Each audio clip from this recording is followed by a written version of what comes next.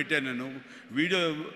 Ravi don't worry, ఇవన్నీ small థింగ్సే, but unfortunate త్వరలో కోలుకుంటావని అతను నేను మెసేజ్ పెట్టినప్పుడు అతను పొందిన ఆనందం అంతా ఇంత కాదు, అది ఎంతో ఉత్సాహాన్ని ఇచ్చింది. ఈ రోజున కోలుకుంటున్నాడు.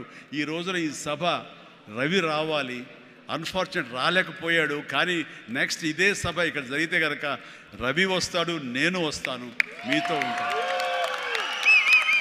మీ అందరి ఆశీస్సులతోటి రవి లాంటి ఎంతూజియాస్టిక్ గాయ్ కోలుకుంటున్నాడు. వాళ్ళు మధుతోటిను, సాగర్ గారితో, మన ఇతర ఫ్రెండ్స్ తోటి, సుబ్బు చంద్రశేఖర్ గారితో, వీళ్ళందరితో కూడాను మళ్ళీ కలిసి ఈ యొక్క సభల్ని ఇంతకంటే మరింత అద్భుతంగా చేయాలి. అండ్ ఆ రకంగా నేను మీ ఎంటర్‌ప్రెన్యూర్‌షిప్, యంగ్స్టర్స్ ఎలాగ రావాలి ఏమిటి అనేది నా గురించి నేను చెప్పుకోవడంలో తెలియకుండానే మీకు అందరికీ చెప్పాను. అది మీకు అందరికీ అర్థమై ఉంటుందేమో అనిపిస్తుంది. కాబట్టి ఇది నాకు గొప్ప అవకాశం. ఈ తీరుగా, ఈ రీతిగా, ఇదే విధంగా మనం వెళ్ళగలిగితే కనుక ఎవ్వరికి అడ్డుండదు. ఇక్కడ ఒక్కొక్కరు ఒక్కొక్క గ్రేట్ ఎంటర్‌ప్రెన్యూర్స్ అవుతారు.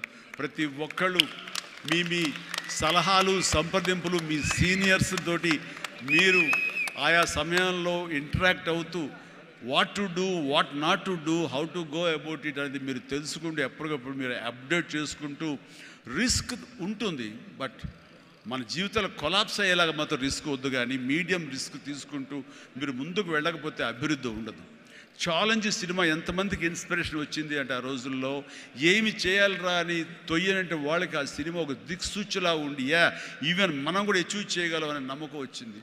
అలాగా సినిమాల ద్వారా ఇతోధికంగా నేను చాలామందికి మార్గదర్శకంగా నిలబడ్డాను, ఇన్స్పిరేషన్గా నిలబడ్డాను. ఆ రకంగా మీరు కూడా ఈ వండర్ఫుల్ జీవితం, ఒకే ఒక జీవితం, దీన్ని సద్వినియోగపరుచుకుంటూ మీరు మరింత హైట్స్కి ఎదగాలని, మరింత అభివృద్ధిలోకి ఎదగాలని, ఇదే సభ 1 year లోపు జరిగినప్పుడు మీరు ఫీల్ అవ్వాలి, లాస్ట్ టైం మనం వచ్చే January 25, కానీ ఈ January 26 ఆ ప్రాంతాల్లో మనం ఎంత ఎదిగాము ఇది అంటే చిరంజీవికి మీరు చెప్పుకుంటే కనుక అంతకు మించి నాకు కావాల్సింది ఇంకేమీ లేదు. ప్రతి ఒక్కరిని మనస్ఫూర్తిగా ఈ అవకాశాన్ని సద్వినియోగపరచుకోండి. మీ యొక్క అభివృద్ధికి దీన్ని థ్యాంక్ యూ.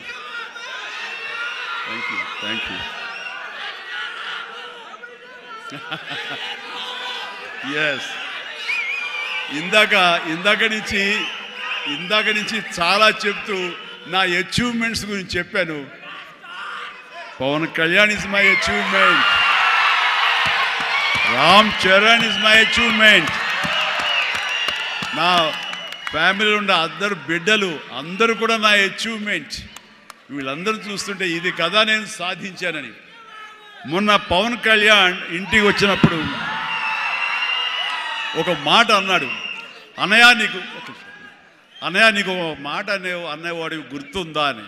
ఏమన్నానరా, మన ఇంట్లో ఇంతమంది మీరందరూ ఉన్నందుకు, నాకు ఈ అవకాశం భగవంతుడు ఇచ్చినందుకు ఇది నాతో ఆగిపోకూడదు. ఒక రాజ్ కపూర్ ఫ్యామిలీలో ఎంతమంది ఎలా ఉన్నారో ఆ రకంగా మరొక రాజ్ కపూర్ ఫ్యామిలీ మన మెగా ఫ్యామిలీ అవ్వాలి అని నువ్వు చెప్పావు. ఈ రోజున చూస్తుంటే, తలుచుకుంటే నీ మాట ప్రభావం, నీ మాట మంత్రంగా ఈరోజు పనిచేసి మన ఫ్యామిలీలో ఇంతమంది 90 ఉన్నావు, 10 మంది దాకా ఉన్నావు అంటే కనుక నీ మాట పవర్. ఎందుకంటే నువ్వు చాలా నిష్కల్మషంగా అంటావు, అనేదో కన్విక్షన్తో అంటావు, అందులో ఎలాంటి పొల్యూషన్ ఉండదు కాబట్టి దానికి బలం ఎక్కువ అన్నయ్య. మంచి మనసుతో అంటావు, పాజిటివ్తో అంటావు అని కళ్యాణ్ బాబు అంటే అవును కదా అనుకున్నా.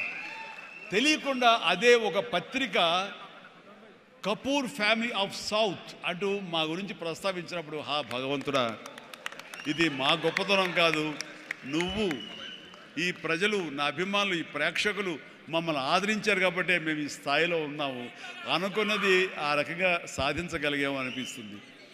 అండ్ గతంలో ఎప్పుడు నేను ఏ సభలోనూ ఇంత మనసిప్పి మాట్లాడుకోలేదు. అది మీతోటి నేను మనసిప్పి మాట్లాడుకునేంత ఆప్తుల మధ్య ఈ ఆప్తా సంస్థ సంబంధించి నా గుండెని టచ్ చేశారు. అందుకనే లోపల నుంచి అది తన్నుకు వచ్చింది. కాబట్టి మనస్ఫూర్తిగా నా కుటుంబ సభ్యులతోటి, నా వాళ్ళతోటి నేను మాట్లాడుతున్నట్టుగా అనిపిస్తుంది.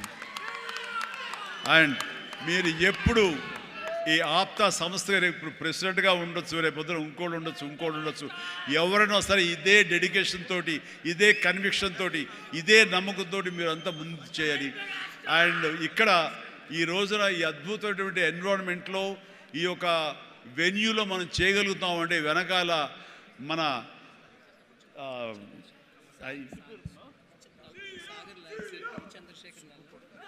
ఈ వెన్యూ ఇచ్చినటువంటి మా గోపి చలమశెట్టి అనిల్ అంటారు. గోపి నాకు అత్యంత ఆప్తుడు, నా ఇంటి మనిషి. మేము ప్రతిరోజు కలుసుకుంటూనే ఉంటాం. అతను కూడా మామూలు సాదాసీదా స్థాయి నుంచి ఈ రోజున తనలో ఉండే ఆ ఇంటెలిజెన్స్ అవనివ్వండి, ఆ ఇంటలెక్చువల్ థాట్స్ అవనివ్వండి, ఆయన చెప్పాలంటే సైన్స్ చదువుకొని సైంటిస్ట్ ఆయన. ఈ రోజున మన దేశం గర్వించే విధంగా గ్రీన్ ఎనర్జీలో ఆయన పాయనీర్ అయ్యాడు, నిష్ణాతుడయ్యాడు, హైట్స్కి వెళ్ళాడు. ఇప్పుడు ప్రపంచపరంగా కూడా మనందరం గర్వించే స్థాయికి తను వెళ్ళాడు. ఈ రోజున ఈ హైటెక్ సిటీ తనదే. మన అందరి కోసంగా ఈ వెన్యూ ఏర్పాటు చేసినటువంటి నా మిత్రుడు, నా తమ్ముడు, నేను అనే గోపి, మీరు అనేటువంటి చలమశెట్టి అనిల్ని మనస్ఫూర్తిగా అభినందిస్తున్నాను. అనిల్, నీ ముఖం ఎవరు చూస్తుంటారు, ఉంటే ఇటు వస్తావా నా పక్కకి? గోపి ఎక్కడా వెళ్ళిపోయాడు దొంగ. జస్ట్ వస్తున్నాడు సార్, వస్తున్నారా? Yeah please Gopi come yeah. ఒక బొకే ఉందండి, ఒక బొకే ఉందా?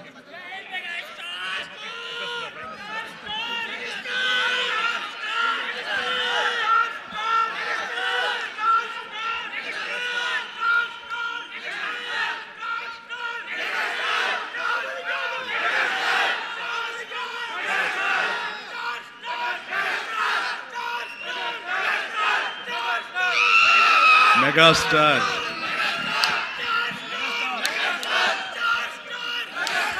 Thank you.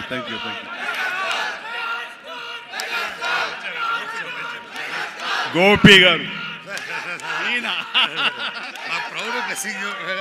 Thank you Gopi. And వీళ్ళు ఏర్పరచిన ఈ సభకి మీరు చేసినటువంటి ఈ యొక్క సపోర్ట్కి వారందరి తరఫున, ఆప్తా తరఫున, నేను ఆప్తా క్యాటలిస్ట్ తరఫున నేను మీకు ధన్యవాదాలు తెలియజేస్తాను. More important is I want to this being a catalyst and an entrepreneurial platform. This is the basic nature what you have to learn. మనం ఈయన పర్సనాలిటీ నుంచి నేను I think I personally know him 70 years. Before that I always learned so many things understanding Chiranjeevi garu. How hard work, determination, commitment to the society, family, the fundamentals of any entrepreneur to create a social impact. The fundamentals what you have to learn and learn from him. And today I would say most of the credit goes to him. I always say you are my guru. Yes, sir. You are my brother. Yes, sir.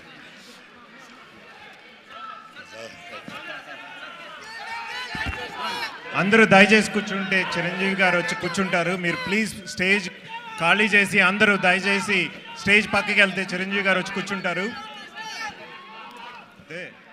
Please దయచేసి అందరూ stage మీద నుంచి ఖాళీ చేయాలి. మీరు చిరంజీవి గారు వచ్చి కూర్చోవాలి అంటే దయచేసి మీరు అందరూ ఖాళీ చేయాలి. స్టేజ్ మీద నుంచి ప్లీజ్ దిగండి అందరూ. మీ చిరంజీవి గారు ఇక్కడ ఉండి 2 నిమిషాలు కూర్చోవాలి అంటే అందరూ ప్లీజ్ ఖాళీ చేయండి.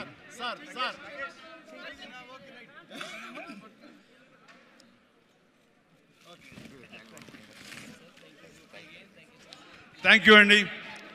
So nice of you. చాలా ఓపికగా ఎంత ఎంకరేజింగ్గా విన్నారు ఆ మాటలు. నమస్తే, గుడ్ నైట్, జై హింద్.